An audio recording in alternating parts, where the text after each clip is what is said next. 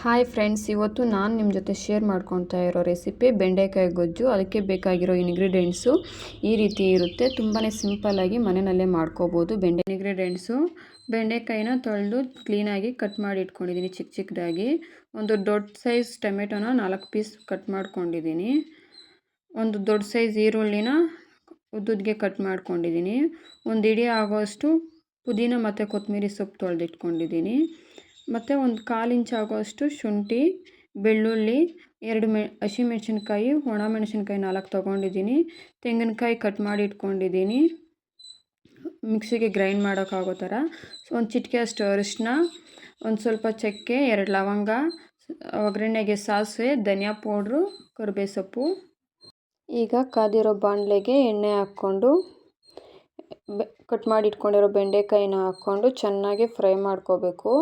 ಯಾವ ರೀತಿ ನಾವು ಫ್ರೈ ಮಾಡ್ಕೋಬೇಕು ಅಂತಂದರೆ, ಅದರಲ್ಲಿ ಒಂದು ಅಂಟು ಅಂಶ ಇರುತ್ತಲ್ಲ, ಫ್ರೈ ಮಾಡ್ತಾ ಇರಬೇಕಾದ್ರೆ ಅಂಶ ಎಲ್ಲ ಹೋಗಬೇಕು. ಆ ರೀತಿ ನಾವು ಫ್ರೈ ಮಾಡ್ಕೋಬೇಕು. ಚೆನ್ನಾಗಿ ಬೆಂಡೆಕಾಯಿ ಮೆತ್ತಗಾಗೋವರೆಗೂ 3/4% ಇಲ್ಲೇ ನಾವು ಫ್ರೈ ಮಾಡ್ಕೋಬೇಕಾಗುತ್ತೆ. ನೋಡಿ, ಈ ರೀತಿ ಚೆನ್ನಾಗಿ ಫ್ರೈ ಮಾಡ್ಕೊಂಡಾದ್ಮೇಲೆ ಈಗ ಅದೇ ಬಾಣಲೆಗೆ ಈರುಳ್ಳಿ ಹಾಕಿ, ಒಂದು 6-7 ಬೆಳ್ಳುಳ್ಳಿ ಹೆಸಳು ಹಾಕಿ, ಮೆಣಸಿನ್ಕಾಯಿ ಬಿಡಿಸಿಟ್ಕೊಂಡಿದ್ವಲ್ಲ ಅದನ್ನು ಹಾಕಿ, ಕಟ್ ಮಾಡಿ ಇಟ್ಕೊಂಡಿರೋ ತೆಂಗಿನಕಾಯಿ ಹಾಕಿ, ಒಂದು ದೊಡ್ಡ ಸೈಜ್ ಟೊಮೆಟೊ ಹಾಕಿ ಚೆನ್ನಾಗಿ ಫ್ರೈ ಮಾಡ್ಕೋಬೇಕು.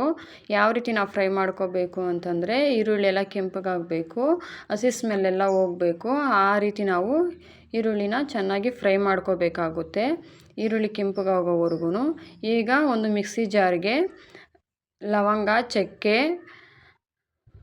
ಧನಿಯಾ ಪೌಡ್ರು, ಅರಿಶಿಣ, ಒಂದು 1/4 ಇಂಚ್ ಆಗೋಷ್ಟು ಶುಂಠಿ, ಒಂದು ಹಿಡಿಯಷ್ಟು ಪುದೀನ ಮತ್ತು ಕೊತ್ತಂಬರಿ ಸೊಪ್ಪು. ಈಗ ಫ್ರೈ ಮಾಡ್ಕೊಂಡಿರೋದನ್ನೆಲ್ಲ ಮಿಕ್ಸಿ ಜಾರ್ಗೆ ಹಾಕ್ಕೊಂಡು ಚೆನ್ನಾಗಿ ಗ್ರೈಂಡ್ ಮಾಡ್ಕೋಬೇಕು. ಈಗ ಅದೇ ಬಾಣಲೆಗೆ ಎಣ್ಣೆ ಹಾಕಿ, ಸಾಸಿವೆ, ಕರಿಬೇವು ಸೊಪ್ಪು ಹಾಕಿ, ಫ್ರೈ ಮಾಡ್ಕೊಂಡಿದ್ವಲ್ಲ ಆ ಬೆಂಡೆಕಾಯಿನ ಹಾಕಿ ಇನ್ನೂ ಒಂದು ಸ್ವಲ್ಪ ಚೆನ್ನಾಗಿ ಫ್ರೈ ಮಾಡ್ಕೋಬೇಕು. ಫ್ರೈ ಮಾಡ್ಕೋಬೇಕಾದ್ರೆ ಇನ್ನೂ ಸ್ವಲ್ಪ ಉಪ್ಪು ಸೇರಿಸ್ಕೊಳ್ಳಿ. ಉಪ್ಪು ಸೇರಿಸ್ಕೊಂಡ್ರೆ ಚೆನ್ನಾಗಿ ಉಪ್ಪೆಲ್ಲ ಹಿಡ್ದಿರುತ್ತೆ.